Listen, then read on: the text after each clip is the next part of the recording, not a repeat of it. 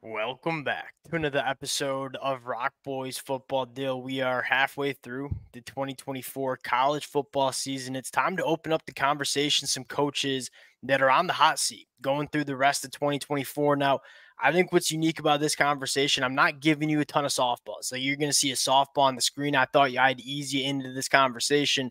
You haven't even seen the names that I'm going to throw at you. There's a little bit of nuance for a lot of these head coaches. Like there are certain things that concern you, but there are certain things that you like as well. Fired up to get into this conversation now. Before we do, and as always, and I think most importantly, I would love to hear from the college football fans in the comments section. Like whether it's your team, whether you're just an outside observer, a lot of these conversations have a ton of layers that I think you need to pull back. So I would love to hear from you guys in the comments section. If y'all do enjoy the content, consider subscribing to the channel. And Dill, this is how it's going to look. I'm going to show you a name, and you're going to go 1 through 10. How hot is the seat? Here's my softball. It's going to start you off with one off the tee. Mac Brown at UNC. How hot is the seat? Yeah, this one's scalding. Like whatever a 10 is, whatever 11, 12, Yeah. whatever you want. I mean, there's just no chance that UNC can bring him back. I don't think there's any chance he wants to be back. I mean, this type of season at his age with his resume, I can't imagine there's anywhere else to go from it. And you just have a team that doesn't look like they want to be out there. I mean, when you give up well over 70 points to a James Madison team, like that's just not good enough.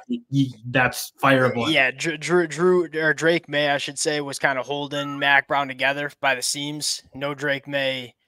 I think Mac Brown's ready for a little chair on the ACC network talking about football as a commentator. All right, that's the softball. Now I think the conversation gets a little bit more interesting, Dill. I've gone back and forth on this one. Hugh Freeze at Auburn, disappointing start to the season, and we just lost Hugh Freeze's picture. Disappointing start to the season at 2-4. How hot is the seat for Hugh Freeze? I don't think it's hot. I think I give it about a 4. And the reason I'll even go that high is like they're not playing good enough football. That was one, like they're not making winning plays. And at some level, that does need to fall on the coach. And it, again, does he have the talent he needs now? Probably not. And he's building it. That's the one, that's probably what's keeping him off the hot seat is he's recruiting at an incredibly high level. But I also think you need to see some winning plays. And like you go 2 straight years now where you're losing to some teams that are way below you. Not only just they don't have the talent. So it can't always be a talent argument. That is really concerning. I do think they're a bit of a quarterback away. I don't know if you agree with that. But I think if he gets his guy in that quarterback, I think the way you see the guys around that position coming along, I think you're really encouraged. I think you're right. And I feel like I might have made a bad take going in 2024 where I said I like this roster, but I don't think they're a quarterback away from competing at the highest level. That might still be true. The roster's been actually more impressive than I expected around the quarterback play, but we all know we're Michigan fans. Like we get it. When you don't have a quarterback, it's hard to win games at a high level. That's kind of what Auburn's going with. I'm going to kind of double down on what you said, but expand on it here. My biggest problem is Hugh Freeze has had the talent to win some of these games. So you think against Cal. The fact that they're losing those football games, I think should be a little bit of a red flag because what happens when you do get the talent? And I got no doubt in my mind the way Hugh Freeze is working the portal, recruiting the high school ranks. This is going to be a roster that from a talent standpoint is able to compete with the top end of the SEC. My question or my concern is we're seeing you play football games where you're the more talented team but not winning the football games. What makes me think that when you have the talent to compete at the highest level, you're actually going to compete at that level? That's the one concern that I have with Hugh Freeze at Auburn here. But yeah, I'd say at the end of the day, the hot seat meter, it's pretty low. Like you can't fire him when he's recruiting that way, when he's getting the talent to that level. Yeah. Again, there are certainly some concerns. There were some concerns about him coming in, so they're not necessarily new. But obviously, you don't like seeing them lose to teams like New Mexico. And I do think they're going to push the chips in here in 2025. I think that was I think that's why Hugh Freeze did not go to the transfer portal and grab a quarterback this offseason. I think maybe they thought Peyton Thorne wouldn't be as bad as he was.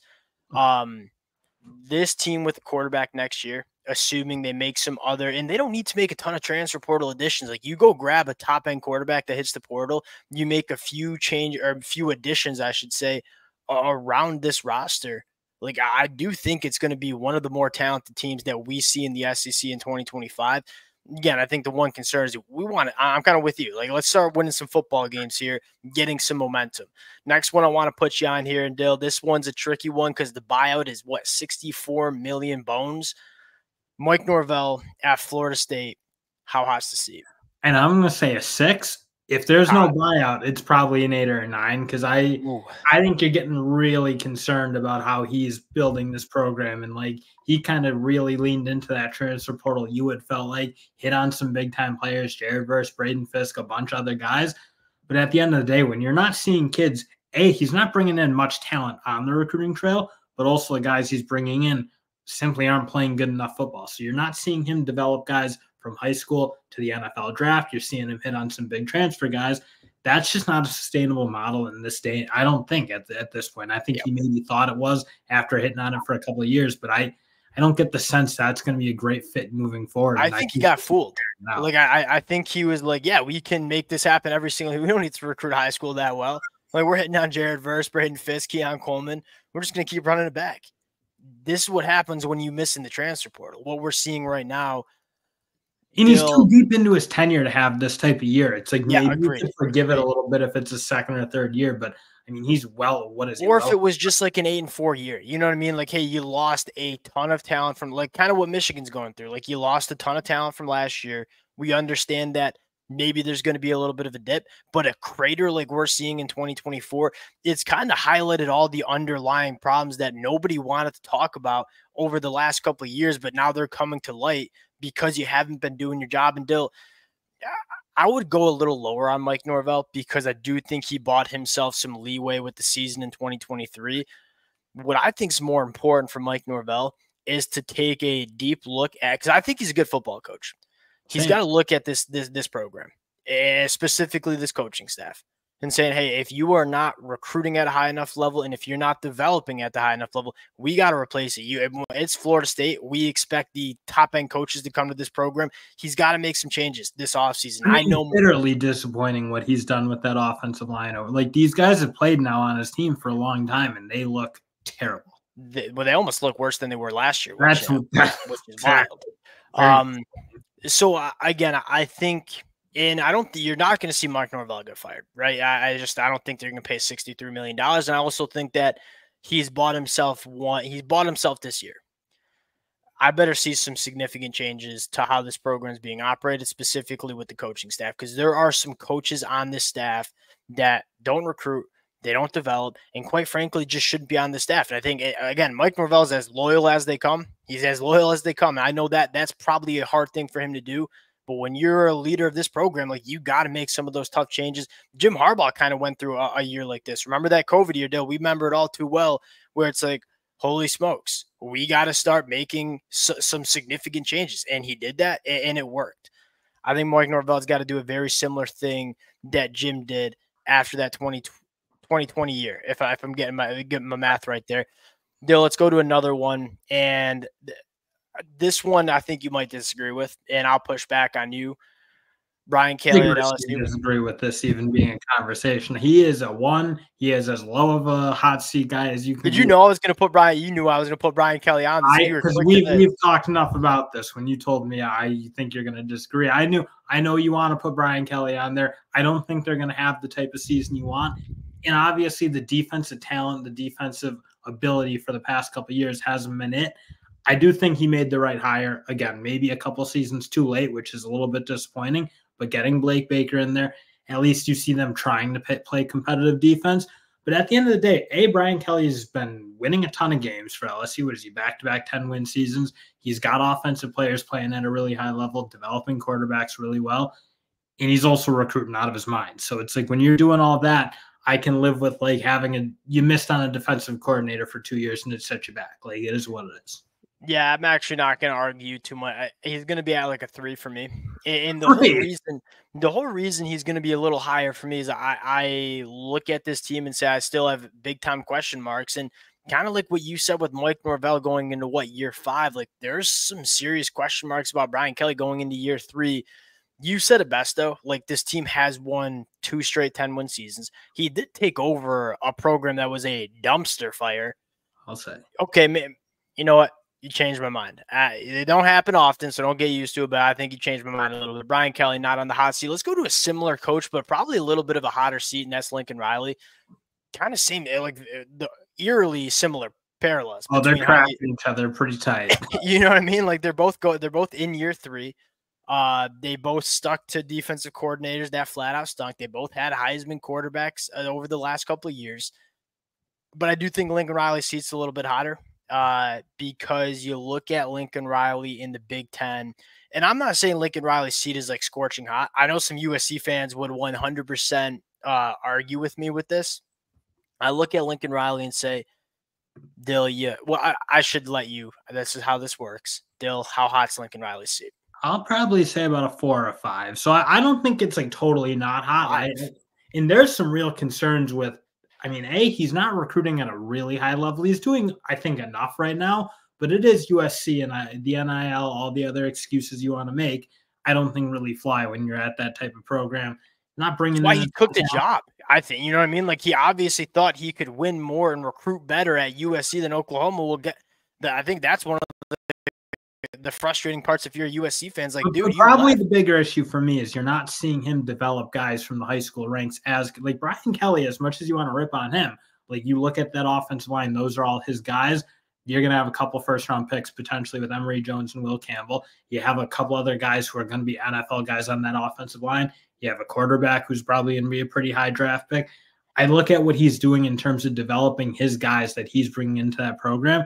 I really, or guys he gets a couple of years to work with, I should say. Obviously, they're not all his guys. And outside of the quarterback, it's really been bad. You know what I mean? Like, we know he can develop quarterbacks, but outside of that, I'm kind of with you. You even look at some of the high draft picks USC's had, like Jordan Addison. He came from Pitt, ready-made product.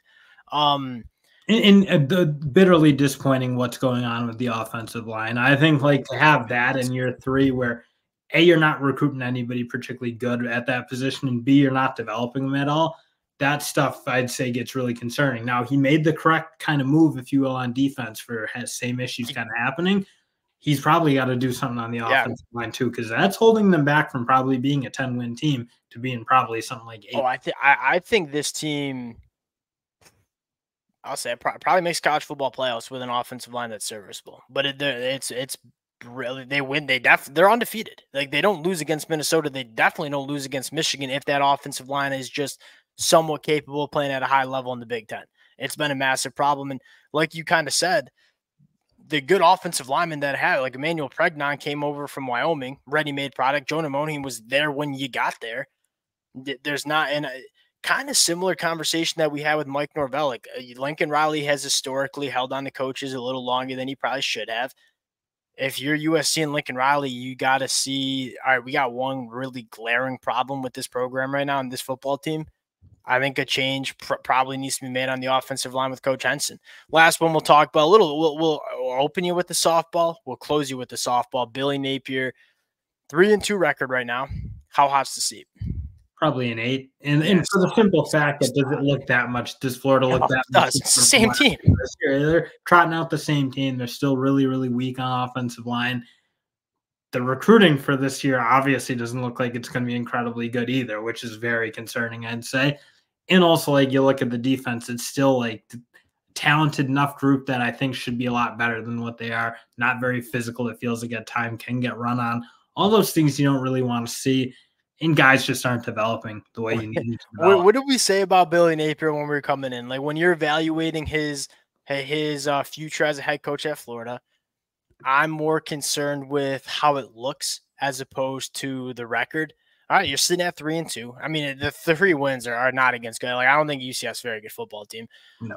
But the more concerning part is like, Dill, this is the same football team. Like, you ain't fooling us. Like, you trotted out you made a few transfer portal additions, but how this team is operated and coached, it's the same. And I look at like their second-year defensive lineman. That was a big position you wanted to see play really well. I don't think those guys are playing up to their potential. Yeah, that's the same thing with the secondary. Some of those guys didn't probably develop the way I think you'd like to see it. And again, if he won 5 games and it's like you saw flashes from guys like Cameron James and Kelby Collins and TJ Searcy, like, oh, these guys are playing really good ball, fine. I think you can live with that, but you're just not seeing it. And you're also seeing the same state, like That's the biggest concern. Is it does seem like he's just running it back, and when you're going into year 3, dude, you can't just run it back when you're already on the hot seat. As he said, this is the first year he's not putting out fires or whatever he said. Well, it looks the same, so it doesn't get the fires doesn't matter. Still fine. Their fires are still going, Dill. Quick shout out to our guy Sam Pittman. The boys were on him hard. He's off the. We didn't even talk about him. He's coaching his way off the hot seat. Credit Sam Pittman. We'll close it there. Appreciate you guys rocking with it. If y'all do enjoy the content, consider subscribing to the channel. We'll talk to y'all later. Peace.